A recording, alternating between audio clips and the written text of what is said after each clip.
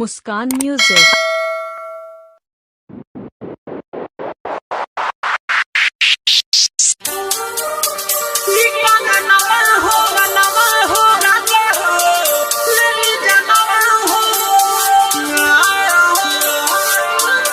Presented by Lovely Films Production.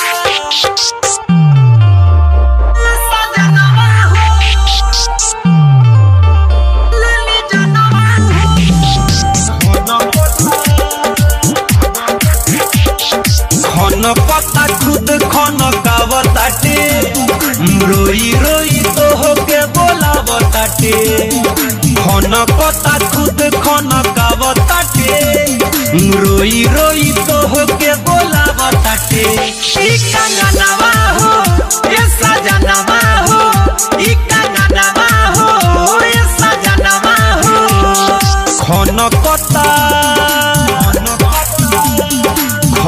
पता खुद खन कावताटे रोई रोई तो होके बोलावताटे ई कंगनवा हो ए सजनवा हो ई कंगनवा हो ए सजनवा हो।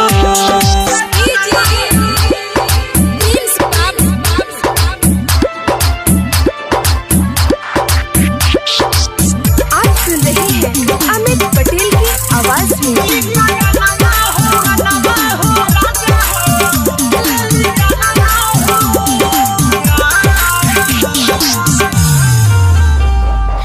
रोवेला कारी रे कजरावा रोवे भीतर से जियारावा राजा हो सुना सुना लागेला घरवा आंगनवा दुआरवा रोवेला कारी रे कजरावा भीतर से रोवेला जियारावा राजा हो सुना सुना लागेला है घरवा आंगनवा दुआरवा सब खसिंगार नाही भावताटे रही रही रोज गरियावताटे सब खसिंगार नाही भावताटे रही रही रोज गरियावताटे ई कंगनवा हो ए सजनवा हो ई कंगनवा हो ए सजनवा हो।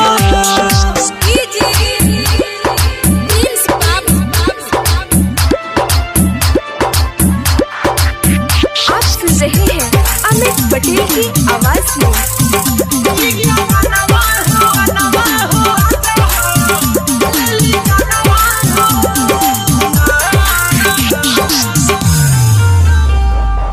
आवे लया जब सैया आवे ओंघाई अंगड़ैया जाला सिहर देह राजा हो बहेला जब जब पुरवैया